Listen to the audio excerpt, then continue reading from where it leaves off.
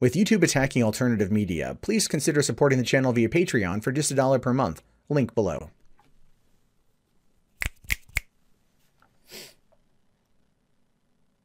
I've covered a lot of stories recently about websites closing down their dating sections because of the new Fight Online Sex Trafficking Act, or FOSTA, that made its way through the Senate, and as far as I know is still waiting for Donald J. Trump to sign it into law. And as much as I am for the idea of fighting online sex trafficking, I do not like the bill because it puts this crazy emphasis on the website over what the user does. Now, what we've seen today, actually, is that Backpage got a little bit screwed. And here's the deal with that. I'm actually okay with that. Craigslist and that Pounce.com, that yiffing website, they shut down their personal ads, but Backpage was still kind of rolling around. As we're finding out now, no, not so much. So it says here that Backpage.com sex adverts website was seized by the FBI. And this is, trust me when I say this, a long time coming. A long time coming. So it says here that this is what happens. This is the image. You go to Backpage.com. It says and affiliated websites have been seized. Now, there are documentaries on Netflix right now about how Backpage facilitates child exploitation, child sex trafficking, and child prostitution. And here's the thing, Craigslist has been blamed for that kind of crap for years, when people were like, no, Backpage is actually doing it.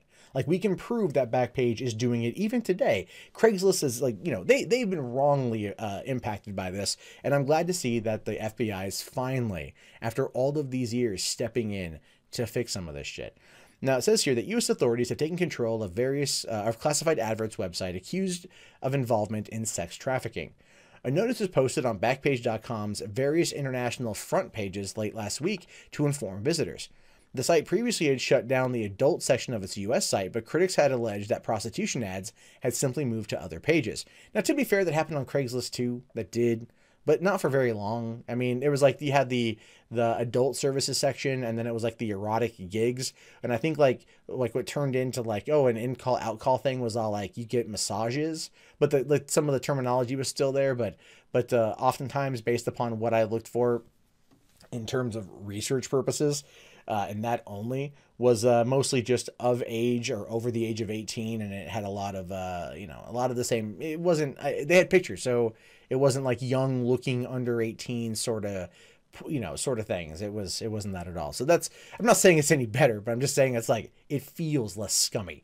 It feels less scummy than what Backpage did. Now, the UK edition had carried dozens of sex service ads at the time of its closure. An investigation by the news agency's philanthropic foundation had suggested that as many as 1 in 20 of the relevant posts on Backpage.co.uk have involved slavery victims. Yeah, Backpage was like it wasn't even like a secret. It was like the worst kept secret on the internet. It's like, oh, you're looking to buy some underage booty? Backpage. You're looking to buy a housekeeper? Backpage. You're looking to there's no real jokes made about that. Actually, it's really freaking horrible, and I'm glad it's taken down, but still, it's like that was not an unkept secret. People freaking knew about that. I mean, I said Netflix documentaries were made. It took them this long to like act on it, which is just like, look, I'm okay with this being a byproduct of FOSTA, but it's like it was such a broad scope on the bill that I mean, the victory still comes at a loss in some respects. Now, it says one charity said the move only partially addressed the problem, saying, whilst efforts to close such websites as Backpage are welcome, they are a small part of a wider complex system of sexual exploitation operating in the UK and beyond. This is coming from Josephine Knowles, the co-director of Beyond the Streets. Saying here, a strategic approach which tackles prevention of demand and support for those wanting to exit and find genuine alternatives is desperately needing for long-term change. Yes, that's very true. And the ultimate idea here simply boils down to you need to legalize prostitution. All right, especially in the United States. Legalize it, regulate it, tax that shit. Right? Working for pot. Let's move over to the oldest profession in the book, because that's a lot of it. If these people working in the sex trade can get out of working underneath their pimp and still go into business for themselves, or use it as a way to kind of elevate their status and maybe get out of that life entirely. Decriminalizing it, regulating it, taxing it, that kind of shit, I think would make it a lot better of a deal. Now, don't get me wrong. I'm clearly referring to people of 18 years or older. Anyone under that, bad. No, do not go to jail, or do not pass go. Do not collect $200. Just go straight your ass to jail. Now, the U.S. media has also reported that Backpage's co-founder Michael Lacey was arrested last week and his home raided. Hey, good news. Because if you're running a website that's profiting off of basically selling children, yeah, your ass deserves to be locked up. Details of the charges against him have been sealed by an Arizona court. His lawyer was quoted as saying, "No one else at Backpage has provided comment." Yeah, I don't doubt that. Now, here's the reason why it was taken down. The new law. The Californian authorities have previously attempted to close Dallas-based Backpage.com in 2016 when the state prosecuted its business's chief executive and 2 ex-owners, including Mr. Lacey, over claims that they had committed pimping offenses and generated millions of dollars by hosting sex trade ads. However, the case was dismissed on the grounds that the U.S. Communications Decency Act said that publishers should not be held responsible for the content created solely by their users. Which, here's the thing, that is something I wholeheartedly stand by. I wholeheartedly stand by that because I have to. My job is to create content for the internet. I post it to YouTube. I have the privilege of posting it to YouTube. If I post something bad, it's not YouTube's fault that I posted it. It's my fault. And I have to acknowledge that it's my fault, as do other people that commit those kind of crimes. And the thing is, they're the ones who know it's their own damn fault, but it's the lawmakers that are like, well, we can't go after Backpage directly for what its users have done. So we're just going to make a whole new law that then allows us to go after these websites. What does FOSTA mean for Reddit or for YouTube in some respects, or other 4chan, for example? Your favorite sites could in fact be really targeted by this. It's one of the reasons why it is a bad bill with good intentions, but a very bad bill. Now, it says here, last month, Congress passed a new law to allow states and victims to fight online sex trafficking act. It states that websites that facilitate traffickers in advertising the sale of unlawful sex acts should no longer be granted the same protection. Again, I agree with it in theory, but they need a stronger way to go after these type of predators. Putting it on the website is not the right course of action for me. That's what I'm just saying. It's like, that's where I'm at. Now, granted, Backpage, I think Backpage allowing this to continue as long as it did underneath that particular Decency Act, yeah, I mean, like, there's some seriously questionable shit there. But it was protected by the law. And it's like, the law is there for a reason. It's protected a lot of people from a lot of things. Even horrible shit. And I don't want the horrible things to continue, but it's like, there's got to be another way. Right. But here they're not trying to think about anything other than, like, it's not what's good for the goose is good for the gander. It's literally just give me what I want. And again, it's done with, like, arguably the best of intentions, but it's not the most well thought through thing. Now, it says it's been reported that President Trump will sign the Senate approved version of the bill this week. I just want to, like, how do I protest him? I just want to protest. I feel compelled to protest it because I don't like the implications. I just don't. Some sites have already taken countermeasures. Craigslist shut down its personals dating section last month after it featured several ads for prostitutes. I mean, like, I trolled the section very frequently back when I was single, and you never saw prostitutes on there. I got approached by more prostitutes when I was on, like, one of those phone party chat lines and shit. Anyway, Reddit has also closed its escorts message board, and City Vibe and Night Shift have abandoned their online services altogether. See, this is how you drive this shit underground.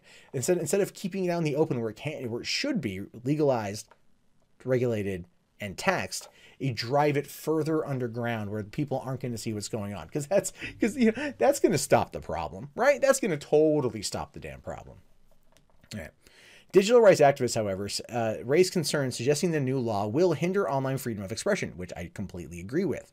Prostitutes have also raised concern that such sites like Backpage offer them a safer alternative to try to find clients than on the streets. Again, that's something I would agree with. However, you got to legalize it. You got to tax it. You got to regulate it. That's how you do this. Now, here's where we get to the bad part of this. And this, again, this is where I do believe that the act is coming at this from the best of intentions, but the road to hell is paved in good intentions. I just want to put that out there as a devil's advocate argument. Now, it says that child abuse. Senate investigation claimed in 2017 that Backpage.com had knowingly concealed evidence of criminality by using software to identify keywords and phrases in submitted adverts that were associated with child abuse. Rather than barring the users who had submitted the ads, it was claimed they were allowed to resubmit the posts with the restricted items removed. The site defended itself at the time by saying it had spent thousands of hours and millions of dollars to help police tackle the problem, and claimed its efforts had helped rescue trafficked children and led to the arrest of their pimps. The site later faced further controversy the same year when the Washington Post reported that one of Backpage's contractors had attempted to lure sex-related ads away from rival sites in the Philippines by offering free postings as an incentive. Yeah, that's the thing. Backpage denied knowingly having facilitated sex trafficking, which is, look, that's the thing. It's true. They did. They very much denied it. And the thing is, they've facilitated it long enough. I don't think I can argue that didn't happen. They clearly did. Which is why it's like so hard to it's again, because at the part of me it's like protect the kids. Right? The Helen Lovejoy, won't someone think of the children line? It's like, it's there. Protect the kids. At the other side, you're like internet freedom of expression, and doing away with the Safe Harbor Act, essentially, and what that means for us. Like, and that's the thing. So it's like, that's not the right way. That's not the right way to go about it. And of course, President Trump will sign it because obviously he's going to. I think he's going to be doing a good thing, and I think he wants to do the good thing. I'm not mad at him for signing this bill. I'm not, because I do feel in my heart that Trump is wanting this to be the good thing. And but at the same time, just the digital activist in me and the person who does this as a career, spends most of the time on the internet. I don't like 99% of it because of the implications of what it can mean for the rest of the internet at large. You know, I'm just going to end it with this, but I want to pose a question to you guys. It goes back to the old saying: if you could cure cancer, but you had to kill one child, would you do it? What you just saw was a shorter clip from a longer show. The Rustled Podcast airs every Sunday through Thursday night at 9:30 p.m. Pacific Standard on rustled.net. Please consider subscribing to the channel as well as 3 Buck Theater and potentially becoming one of our sponsors at patreon.com/mundanematt. Thank you and have a great day.